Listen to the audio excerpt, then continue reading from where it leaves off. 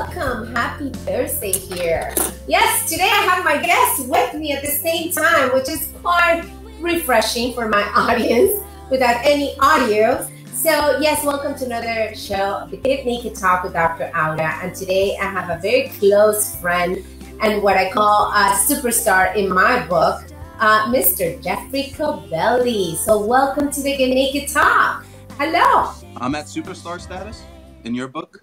Superstar status. Yes. Where is this book? Did you show me the list of all the superstars? I have to see who else is with me in the superstar status. You are. Hey, it's my book. It's my show. I get to call you whatever I want. And I love you for those people that know, yes, I feel you're a superstar because you change lives with all you do. So that's superstar status for me.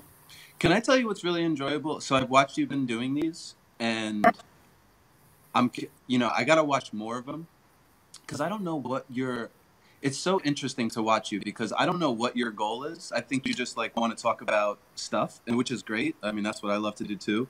But what I wanted to say, what's so enjoyable is to watch how happy you get when you do these. I don't know what this does for you, but you are you shine so bright when you're doing these, and I just think that's really cool. So I love that you're living your passion like that. I do love doing this, and you know me for many, many years, so I've always been a little scattered, and I just love to show my passion. I was talking just recently, I was like, I enjoy this so much, I should get paid for it because I love interviewing people. So I'm so glad you were able to catch that. I do, and I love to just, I feel that every time I lift somebody up and they're invited to my show and I let them shine, I shine too. We all lift each other up in order to bless others with our message and our passion and our gifts. So I love doing it. I really, really, really do. And it's been something that I haven't stopped. And people seem to enjoy it too. I never have a format. As people know, this is unscripted. As I know, because I was like, what are we going to talk about? You're like, whatever. But I think, as scary as this is, because I think probably even as excited as you are doing these, you probably get a little nervous because you don't know what to expect, but you put yourself out there. I think that's something that's really important now, just from, I teach in schools with kids, and I teach film, but I feel like I'm always teaching them about life. And it's disguised as a film class. And I say that it's great that you're doing what you're doing. And I think it's important as an example. Forget of what you say, but I think it's important as an example because what I'm seeing right now, especially with teenagers, is that they are afraid to use their voice, which I did not expect. They're afraid to, I don't want to say speak their truth because that's like one of those cliches that I'm not a fan of. But, kids are really fearful right now. And I think of everything. And, not that I want to get into bashing social media because it's just a tool. We're using this for good. Some of the kids use it for bad. But there's something that's crippling kids right now. And I don't know if it might just be purpose. It just, it's like a hammer with no nail, and they just don't feel like they have a purpose. And I think that's very scary right now. I love that you're talking about this. Obviously, I have to teach kids that you have met, and I've been very lucky and blessed with them. But I see it especially in my daughter. I think she doesn't have Facebook, so she won't hear this. But she cares. She doesn't post anything, so she's on the media, but she's just watching other people's lives. Right. But every time she's going to make a statement or do something, she's fearful about what other people might think. Even though she doesn't post anything, she doesn't even take a selfie for this matter. And but she's constantly this comparison and this fear of stepping out. So they're so used to living in this middle where it's nonchalant. We don't care enough to make a stand either way, which is scary, right? Yeah. They're comfortable in this middle because it's this safe zone, and we both know that in the safe zone nothing happens, right? We don't grow, we don't do nothing, and we'll never find our purpose and our true mission if we stay in the safe zone forever. And this is happening so much, and obviously so close to me. And I'm being naked by talking about this because my kids are my everything. And this is my daughter who's going to be 18. She's a grade school kid, but she's shy and she lives in this bubble that is her safety. And even to make a simple choice like what she's going to wear or if she should go to a place is a big deal because they just don't know. Mm-hmm. And they're letting all this outside input of other people that are pretending and wearing their masks on social media, because we could talk about that another episode. But and without living their own lives because they're so fearful too, because they just don't know if they will, they're afraid. They're afraid to make a statement. They're afraid to make a difference. They're just afraid to step out there to even find out who they are. The risk seems greater than the reward for them right now. So, like what's very popular right now with children is, like it started years ago with like these YouTube videos going around where people would like walk up to other people and punch them in the face and everybody thought that was funny. I think they were called like knockout videos. Yeah. So it's always, but then it just carried on to a new thing. And it's really about catching somebody doing something stupid and then pointing and making fun of that person. So I actually understand the fear. But that's why it's so much more important for them to get over that, because that's the thing, as you know, and as I know, that's going to be the thing for them in their 20s. They're going to be really struggling with, because now they're going to have to apply it to a real world, real practice. You got to pay the bills and all that stuff. And then they're going to go inward and say, oh, and they're going to think about time. And then they're going to talk about trauma. Like me and you have been through this, Yeah. Like me and you have also been in our comfort zone. Yeah. Me and you have also cared a lot about what other people think. But I think what you and I realized is that did not serve us. That did not get us to where we wanted to go. And the risk of getting out of our comfort zone, we saw as less than, I guess, the risk of not reaching our full potential. And that's why people like you and I, who were in the dumps and whatever it was, depressed, lonely, playing the victim, saying, why me? Mm-hmm. It's such a big thing when you hear somebody start out with questions like with the word why.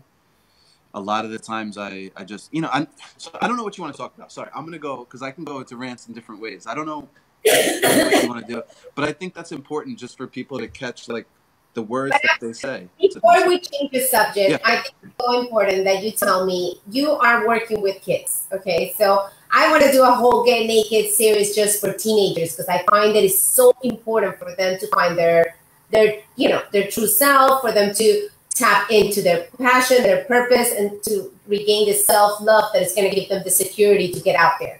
I am working on that. But I want to know from you, you've been working with these kids, what do you think is this thing that they're missing, or what do you think helps them to regain that confidence, to remove the fear and step into at least learning about themselves? Mm-hmm. So it's different for everybody, right?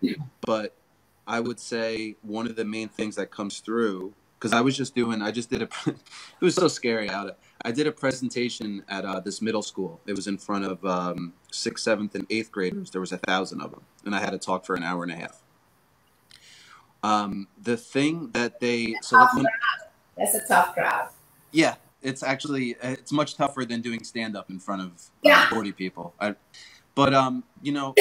The thing that I can tell you that they relate to, so, I'm a big storyteller. It's what I do for a living, whether it's in videos or anything else that I do. I apply a story to everything because I think that's so important. Like, people want to know where you come from.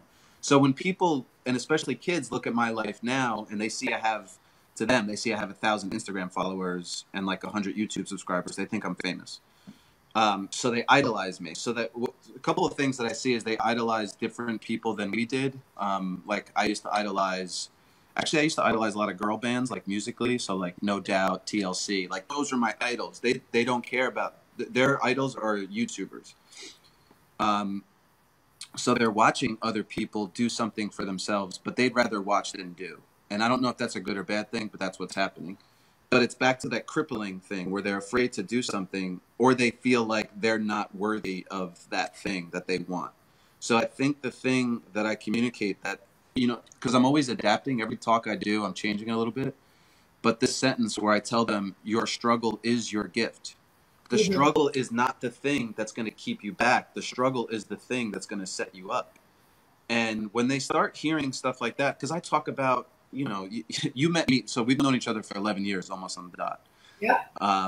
when you met me, I weighed 240 pounds. Now I weigh 180, right? So I show those kids my before and after picture because I think people look at me and they see, you know, whether it's the car I drive, how I look, what I have going for me right now, and they think that I'm lucky. But so that's why I need to tell people where I was 10 years ago, because if you saw where I was 10 years, even me, when I look at the things that I have now, and I'm not talking about just material things, because I haven't told you yet, Auda. Do you know I'm engaged? Wow, I didn't know. I've been engaged for a couple of months, but so even having that, like when I 10 years ago, I was going through like a troubled relationship. Never did I think in 10 years, I thought like, how am I going to have a house, kids, a wife? Like I just, you know, you start thinking about all that stuff. And then as you're just going through like whatever journey you're on, in movies, we call it the hero's journey. Like the hero's always on a journey, and it's those antagonists that are meant to try to give them obstacles so that they can become greater. Like Batman doesn't become Batman without Joker. Batman doesn't exist without Joker. So he needs that antagonist. He needs that thing to make him feel like a failure, to make him readjust his ways to ultimately become better. So that's it. Just for me, even though it's, what is that phrase, like it took me 10 years to become an overnight success? I feel that way a lot in life. Like if you saw me day to day, it may not look like progress, but then all of a sudden, it's not even all of a sudden, it just feels that way. Everything starts falling into place and you're like, oh my God, look where I am now. Like I have all the things that I want now. 10 years ago, I had nothing that I wanted. So I don't know, you know, that's all I try to communicate with people. It's just like, it is possible. I know what it feels like to feel like you don't have connections or the money or the resources or the friends or the family or the love of your life or the body that you want. Like I know all those feelings. So it's just this idea that the struggle is the gift, because that struggle made me a better person. And that's what I want to communicate to other people.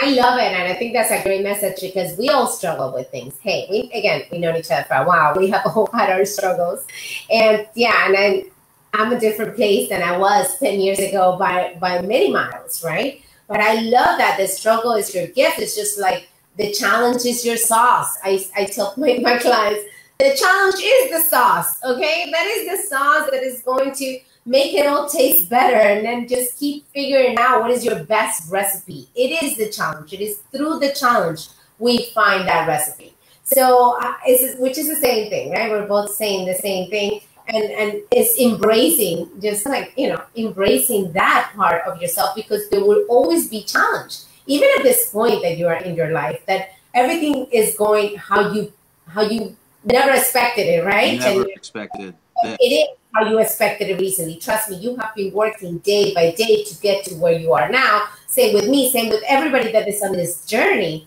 There will always going to be different challenges. Depending on the level you are, then the challenge will be greater. And so on and so on. So it's never going to stop being there. So fearing the challenge or not embracing it or not making it part of your living sauce so you can find your best recipe is the biggest fear, right? It's the biggest mistake. That's where we go wrong, because the challenge would always be there. It's like I tell my Get Naked clients, it's not like you're going to stop having stress. It's not like you're going to stop having challenges in your life. That's silly. I don't know who put that out there. It's not about that. It's about you keep tuning your instruments so you are able to deal with the stress and the challenges better, and you learn from them faster instead of having to drop to the very bottom and get up again, which I know I've been guilty of doing. So, so yeah, I love that, and I wanted to touch base on that because teaching kids is one of my passions. I feel they're the future. You know, even in my chiropractic practice, when I see kids, it's like I want to pour it all there. Is that, you know, I see older people too, and I love them too, but I almost feel just like with my parents that they're not going to change. You know, that's it. It is how it's going to get, and that's it. But with the young people, I pour myself more because I feel they are the future of my children, right? They are the next president. Who knows? We're not going to talk about politics. Or just, or you know, not, you know, and I try to, like, you know, when I talk to kids, you know, it's this idea of like, what is great? because, you know, again, back to like the subscribers, which they call sub count. Like, what's your sub count, bro? Like, that's what I get asked by 8th graders. So I tell them, like, who cares about how many subscribers you have? Because I talk about, I have 100 YouTube subscribers. I go, that doesn't mean anything to me. What means something to me is that my fiance now knows that I love her and I'm there for her, and her 2 kids know that I'm always going to be there for them. That's what's really important. Everything else is really, it's nice, it's bonus. But what I'm saying is, you don't have to be the next president. You could just be a great dad. Yeah. You could just be a great mom. You could just be a role model for somebody else. You could make somebody smile today, you know, just because you actually gave them attention. You know, like I think about this all the time with cashiers. Like, every cashier you go to, I mean, they're making $10, $12 an hour. Trust me, they don't like their job. Most likely don't like their life. They're not giving you the attitude. You know, like, if they're not pleasant with you, it's nothing against you. It's their life that they're bringing in. But, you know, I'm sure you do this too, where you just start talking to somebody, maybe ask them some questions, and you see them sort of lighten up and open up, and they become a different person. And then you realize, oh, they're not really a bad person. It's just they feel like nobody's giving them attention. Like, nobody's asking them, how are they feeling? How are they doing? So, yeah, I mean, that was a longer point, but, you know, it's just, yeah. It's true. It's not about being president. It's about being, you know, loving their life. I feel like, just like you mentioned now, the store clerk or whatever, and there's some people that love doing it, but when you love your life, you're just going to be a happier person. You're going to be happier to others. You're going to be able to bless others with your talents or your gifts, or just be a happy human. Jeez, don't we need more happy humans? I always remember the guy in the DR, remember, we go, Adriano? Uh-huh. Yeah, that he was always just so happy, and he was like crippled, no house, everything, but he was just a happy, beaming light. So how many people did he bless just by being happy, being light in the conditions that, because he gave perspective to so many of us, right? Mm-hmm. Every single time that we would see him, and he would come and greet the group, and he was just this beaming light, considering the situation he was in. He gave us all perspective. It was all like a smack in the face and reality check. Hey, baby, there's no reason you should be complaining or you should be upping your stuff when you are so blessed, when somebody that has nothing is showing you pure happiness, at least for the moment. Anyhow. So, for you, how do you get, you know, you're obviously a business owner, you know, doing multiple things. So, like, when you wake up, I guess, you know, what is your motivation, and how do you, I don't know if you need to get inspired to do what you do, but like, what's your daily, I mean, I guess it's motivation, but like, what's just daily, what gets you doing this every day and being the type of person that you are? That is very simple for me. I keep it simple because this is the only way I'm going to keep with it. But for the last, I would say like 15 years, I keep a journal. And for me is, I used to call it my grateful journal. I would say like every day you write in this? Every day. Wow. I have books and books, and sometimes I miss a couple of days depending on how sad my life was. So I just moved recently. So I went through some of those journals, and some of those journals are like, oh my Lord. I was going to say, that has to be amazing to go back and read those. Sometimes it's not. Sometimes it's the same thing over and over, and you feel the pain or the struggle, whatever it is. It's kind of scary, but I do it. For me, that is super important that I do every morning is my grateful journal. I read a devotional. It's very important for me to center myself to a higher power that is not me, because, hey, guys, I don't have all the answers. I'm learning every day. I'm super humble to be put in the position where I'm at, but this only came through struggle. I've gone through a lot of struggle. But what keeps me centered, for sure, is that grateful journal, my devotional, and reading why I do this. And the reason why I do this is because I, deep down inside, I guess I want to feel that I'm making a difference in other people's lives. That's really it. I want to spark light in others because, again, just like giving is selfish, right? Serving can be selfish. I want to make sure constantly every day that I made a difference. I just is my thing, whether it is being a mom, whether it is being a chiropractor, being a Get Naked life coach, speaking on a stage, car mission, doing a mission trip, whatever it is that I do, I want to make sure that I'm making a difference in somebody else's life. To me, I guess the biggest fear is that I'm just occupying space. Mm. That's my fear. And I'm a fear-driven personality type, just so you know. So what does that mean? So when you say you're driven by fear, like, so, like, are you fearful that you won't help somebody today? Now, the Enneagram, my Enneagram is 7. I'm an adventurer, but it is a fear-driven personality type. If we get into that, that's a whole different. I don't know. I'm asking because I don't know anything about this. Oh yeah, so that means my drive is the fear of my biggest drive is not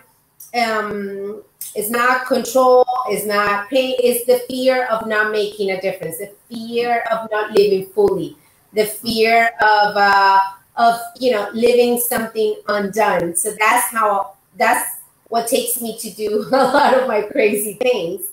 So that is my drive. So obviously there is healthy and unhealthy parts of that fear. Like with everything, there is a side to everything.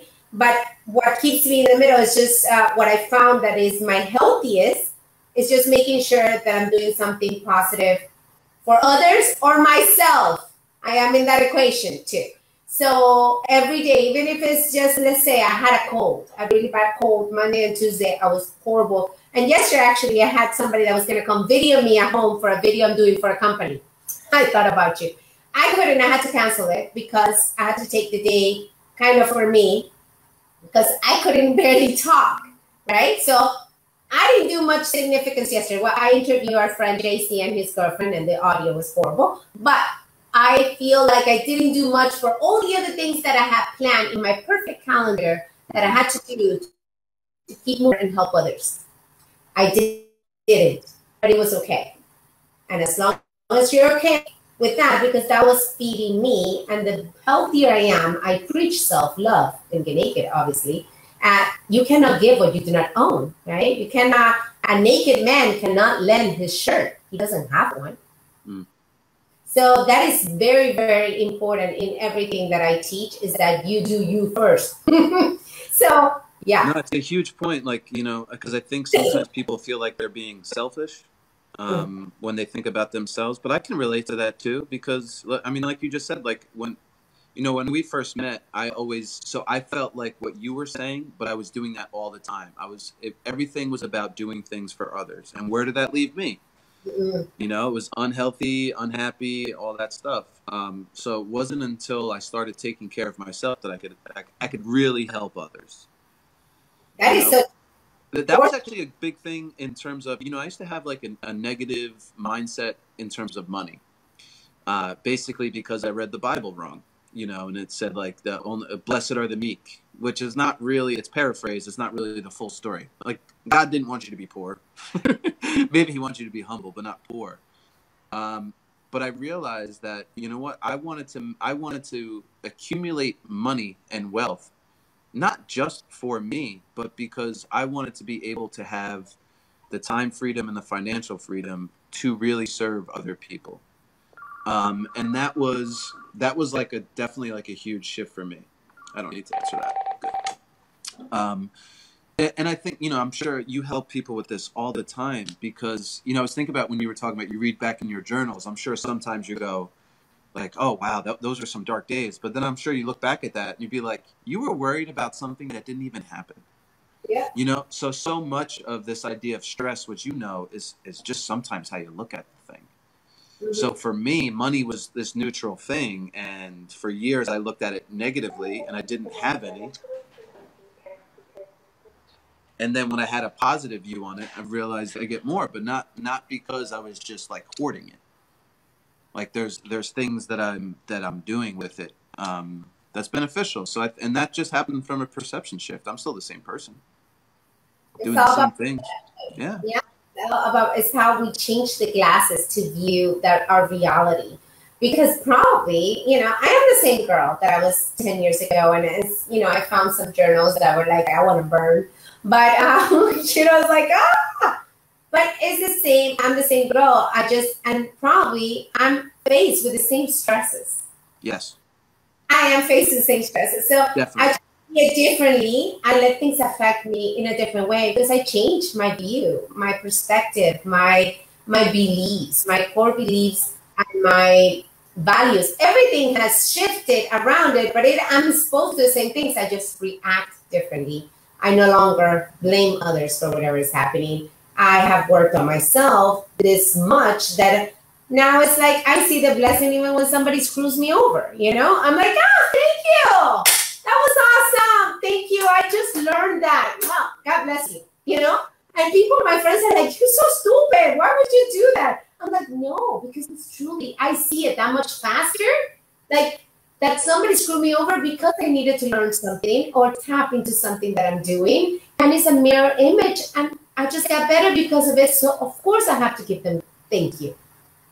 So that grateful journal sometimes is saying thank you, even for the bad things in my life, because they're constantly teaching me, shaping me, building me, and just fine-tuning my muscle of dealing with the stress that is never going to stop coming. Yeah. And sometimes it's important, like I'm sure when you're talking to people, sometimes it just takes a couple of words, and it's the way that you say it. So like, you know, I can tell you, I won't say who or what, I won't give you specifics, but somebody was telling me a story and they had signed this contract, and this was going back years ago. And the contract, they got screwed in this contract, but they signed it. And they said the reason why they signed this contract 7 years ago is because the person was harassing them about it. And so now they're talking about renegotiating that contract. And again, the other side is putting forth things that is not ultimately going to serve the other person. So this person said to me, I'm just going to sign this contract because they keep on harassing me. And I said, that's what you did last time. So you're not going to do this time. And it was just like, it was almost like somebody else needed to tell them that they had permission to try a little harder or to fight more or to realize, okay, I'm going to respect my own value and I can't just give this away. And I didn't bring them a personal growth book. We didn't talk for a long time. It was a short conversation, and the words, not this time, those were the 3 words they needed to hear. Because I know that guy, and I'm not saying I did that. It was just listening to the person and understanding what they needed to hear. And the same thing with kids, like they need permission. As much as like, you know, people complain about how kids are, they also need permission, like, to think that they are worthy, that they are of value. That was the worst thing. When I was a teenager, that was the worst thing I ever felt, when somebody basically told me no or that I could not do something. That was the worst feeling I think I could ever have. But like you said, I'm so glad that that happened then, because that'll never happen to me now. It is so true. And everything we feel is a setback is usually, if we are open our eyes wide enough, we can see how that is blessing us right now. So there's always, I mean, and I'm not saying, just for the viewers, I'm not saying that, you know, let somebody screw you over. Don't stand up for your values. Don't stand up for yourself. Please do. Stand up for yourself. Stand up for what's right for you. And be a voice. Do not just stay quiet. So this is not about taking abuse. Obviously, being an abuse receiver is not, I'm not blaming the abuser. I allowed it in my life, and that was my fault, okay? Because we need to stand up for what we believe. We need to know our values first and then live according to them. And if that means getting your voice louder and, hey, sometimes being firm, that is more power to you. Staying quiet and staying nice is not the answer all the time, because my friends criticize me because like, you're too nice. You forgive too easily. I forgive for me, people. I forgive for me. You know? People say that you're too nice? Yeah, can you believe that? So how do you, so I have another question for you. When you ask somebody, you know, what are your values? How do you help them discover, because I think people have they misinterpret what their values are, right? So how do you help them discover what their real, not what they think their values are, what actually they value? It's through a series of questions, and I use the Demartini method, and I've altered some of that method to because it's just too much for me. But I think it's just asking questions gives you the real answer. It's not what you think they are. That I will tell you. Most people's values, real values that you're living right now according to them, is not what you think they are. And that's the first lie we have to remove. A lot of people say, oh no, my value is family, money, God. And I'm like, okay, all right. So tell me, where in your life are you dedicating yourself to God, your family, and money every day? And that gives us the real answer. Oh no, it's just I don't have time because of this. Or some people say, oh, my first value is physical fitness. I'm like, okay. That's wonderful. What are you doing for physical fitness? It is. I just don't have the time to go work out and go shopping and food. So people are living to these fake values, the fake beliefs of what it is, and then they build their stories around them and the excuses and all to cover up not seeing the truth, and then years go by, right? And years go by. Hey, I'm guilty. I remember the first time I did that value exercise. It was like 10 years ago. And I thought my values were totally different to what came out. I realized my values was like watching TV, watching Oprah, reading US Magazine. I mean, when I realized how much time and energy I was spending on that, but then I really wanted something else, I was living a total lie. Does that make sense? So for me, it was a hard truth. And usually they are hard truths because we don't want to see it. It's so much easier to distract ourselves with 1,000 other things than to take the time to look within and find our true values or find out if we're actually living according to our values. So many people come to me, and when we would do the whole Get Naked one day experience, we do this whole values because I want them to see all their lies before we can build, then remove, and then before we can build upon something new. We cannot build on a dirty floor. We need to clean the foundation first. So, but most people are like, yeah, I've been having this goal forever. I want to lose 10 pounds, for example. It's very common with women. I want to lose 10 pounds, but, and I value physical fitness, but they don't realize that they value more hanging out with their girlfriends and having wine and chips on Thursday nights. They value that more, and it's okay. This is what I want to say. It's okay, but don't say you want one thing and do something totally different. And I've been guilty of this. I can only teach what I've done. That's probably I do the Get Naked because I'm constantly wanting to get naked with myself. This is that work that you do every day, every second, every decision, every thought. You have to do the cleanup. Is this true for me? Is it not? And then you move on from there. Because the biggest thing is that we're lying. We're lying to ourselves constantly. And you cannot build upon a lie. Or you could, but it's gonna crumble anyways. So that's the basic. The value is so important that we find out. And the biggest tip that I can tell the audience and how to find out your true values, write down everything you do in one day, or what you think, or where you put your energy. It's where your energy goes. That's where your values are. Yeah, how much? It's what you actually spend time doing. Yeah. We always make time for the things we value. We make excuses for everything else.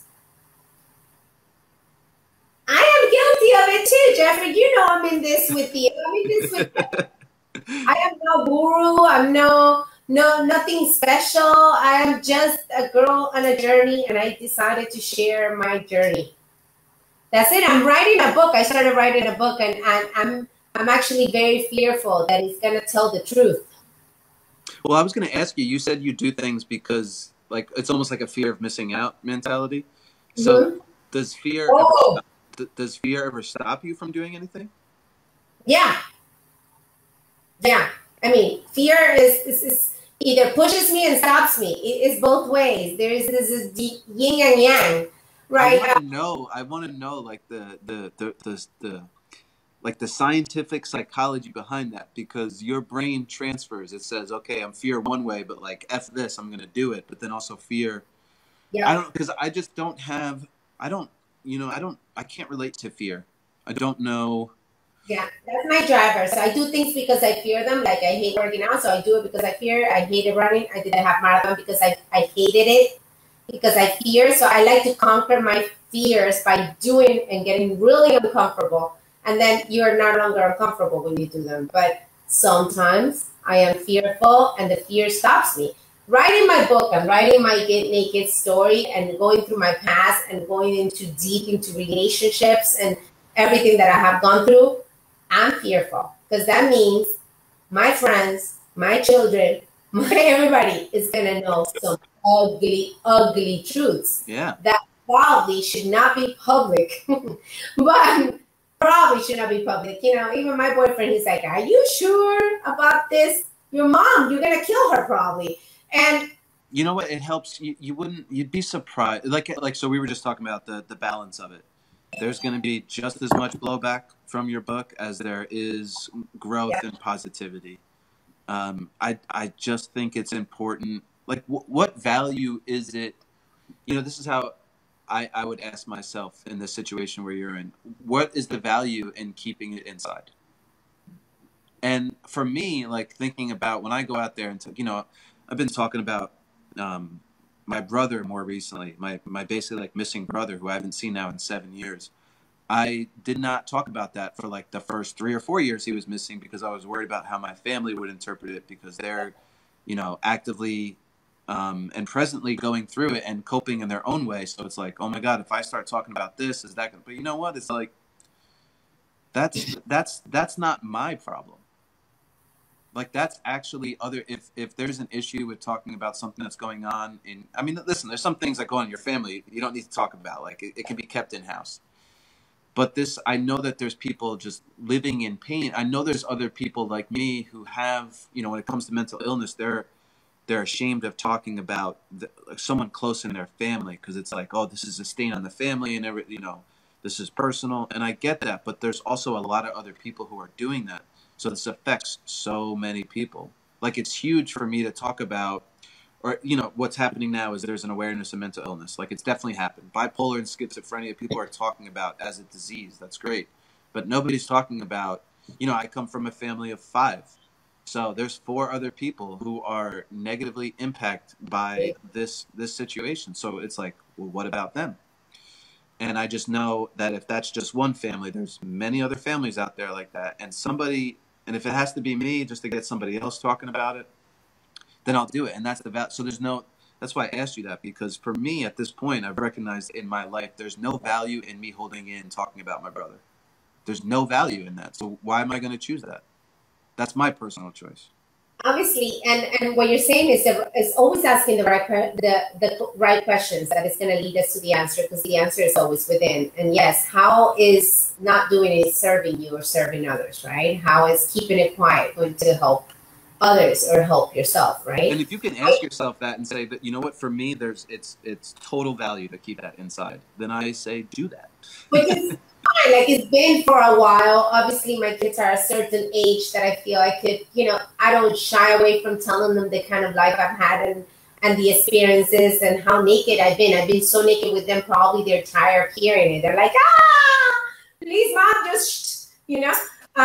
So I think for me, they are my biggest fans and my biggest drivers, right? So I might turn everybody off with the book, you know. They might be like, oh my God, we thought she was holy or whatever, you know. I don't know. That we thought she was somebody totally different, or people have their own ideas, you know. Mm-hmm. People are going to think whatever they want to think anyhow.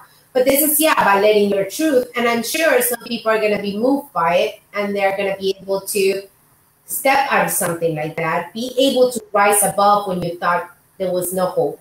And that's it. Those are the people you do it for, right? Not the hundreds that I might get turned off, and they might be like, this girl's really naked. I don't want to deal with her, which is fine, because I'm not here to please anybody. I know for a fact that when I express my passion, just like you mentioned, and I do these interviews and I do my seminars and my mission trips and everything else that I'm passionate about, some people are going to be blessed, some are going to be turned off. And that is okay with me. Yeah. Because I no longer need that approval in order to love me. I probably need my kids' approval still. But, you know, I'm still working on that. It's going to come a time where probably their approval is not going to matter. But you know, I know that I'm never going to please my mother. Hey, Mom, I love you if you're listening to this. But I'm never going to please her. And that's okay, too. I've come to terms with that. But yes, I'm a little scared about it, very scared. I don't even know, because the more I started writing it, and the more I start seeing it, I'm like, that's not okay. Maybe I should have mentioned that. So, and I'm So like, I would say when you're like editing that book and you're yeah. looking back and like those big emotional triggers that you get and you go, oh, this is too close, I should take that out. That's exactly the thing you need to leave in. That's what somebody told me. Is that if that makes you want to burp, that probably is the thing that you need to sleep in. Yeah, that's where the juice is. Nobody wants to just. And I'm like, do I really? Do I really? Am I really, really, really? But that's my brand. My brand is naked. So if I cannot be super naked with myself and just tell my story, and then what the heck am I doing? That's interesting that it gives you like self accountability while you're trying to help others. That's pretty cool. Yeah. So yeah. So if I'm gonna do anything, then I've been this Get Naked brand has been up and down, and it was like I got to a point that I almost like just kaputted. But I'm passionate about it. I always say it's my dream project, that I'm going to keep moving forward with it, and I'm so happy you've been part of it. I still post your video that you made me 5 years ago. No, it's 5 years already. Jeez. 4 years ago, June 2015. 4 years ago. It's time for a new one. Can I afford you? No. No, keep on doing this, because some of the reason why like something like a Get Naked pops up is also it's in reaction to what's going on in the world. And right now people are so sensitive. Like it's so hard just to talk to people about stuff. Like forget about having an opinion, or just not even allowing somebody to have an opinion and not get mad at them. Like we're just humans. Like we express ourselves, we talk about things, we misspeak, we misthink sometimes. But it's there's so many people who have this negative reaction on just an opinion, and when that happens so much, people feel like they can't speak. So that's why it's important for things like Get Naked, because you give people an outlet to talk about things, not in a safe space, meaning like don't offend anybody. You're going to get offended. Yeah. When you talk, you're going to offend people. It's going to happen. But a safe space, meaning somebody's not going to judge you for what you say. Somebody's going to look at what you're saying, with love and understanding. And that's really important, because everybody wants to be right now, and everybody wants to talk, but nobody's listening. That's what I feel like is happening right now. That is the biggest skill I think that I work on daily, actually. What, listening? Listening. I know that I talk and I teach it, and this me being very raw naked is because I need to keep learning it, right? I teach what I want to hear and what I want to keep learning, because I'm in this every day. And sometimes in that process, I forget to listen. So probably one of the reasons I started doing these interviews is because maybe I was tired of my own voice, but I just wanted to listen to other people's naked journey. And I wanted to learn. And it's been such a blessing, I will tell you.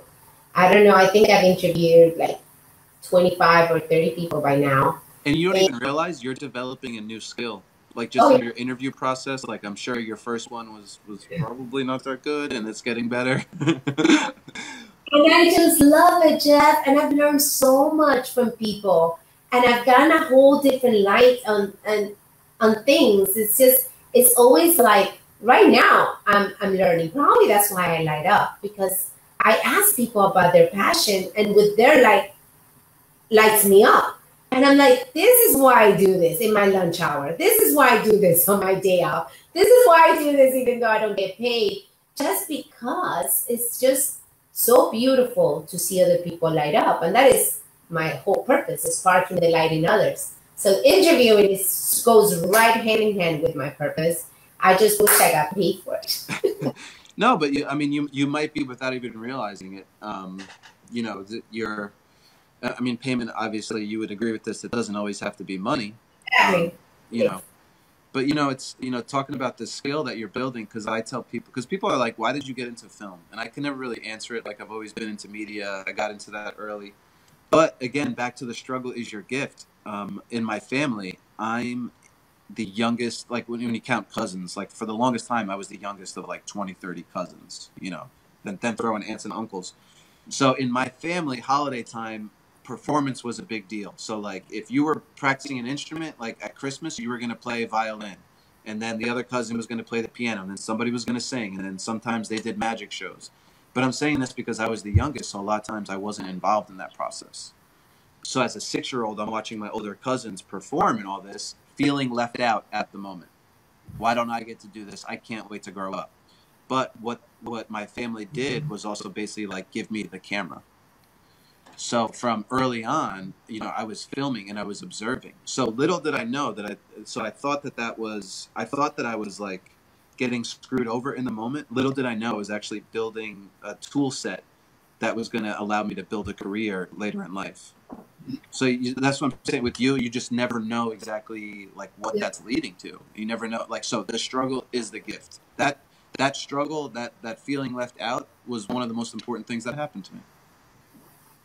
Isn't it? Challenge is the sauce. There it is. I mean, I love it because obviously I put myself in this situation and I know there's plenty of gifts. You know how many people I've met, how many people it's expanding and people are contacting me to be interviewed, which is like, well, me? Okay. You know, and it's been so beautiful. So probably I'll keep doing it because I am getting paid. No, you need to keep on doing this. You really, you do. You need to, and as much as you've been, I think sometimes you're doing like 3 times a week. Yeah. Keep doing that for sure. I don't know what it's going to lead to, but it'll lead to something.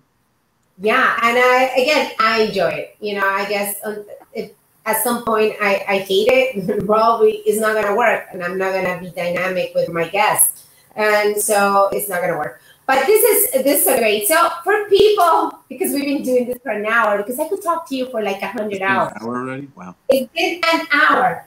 But for the people that don't know where can they find you for your many, many talents, can you please tell them a little bit about you, what you do besides being awesome, and where they can find you? You know what I love? How you're doing my intro at the end. Because, by the way, my name is Jeffrey Cavelli, New York-based filmmaker, comedian, podcaster, health coach, motivational speaker for kids. Good For You Productions is the name of my film company. Comedy shows, you're just going to have to follow me. The website is itisgoodforyou.com. Just Google Good For You Productions and Jeffrey Cavelli, and you know how Google works. It'll find everything about me, even some stuff that I may not like. So, yeah, look it up and reach out about anything, I guess.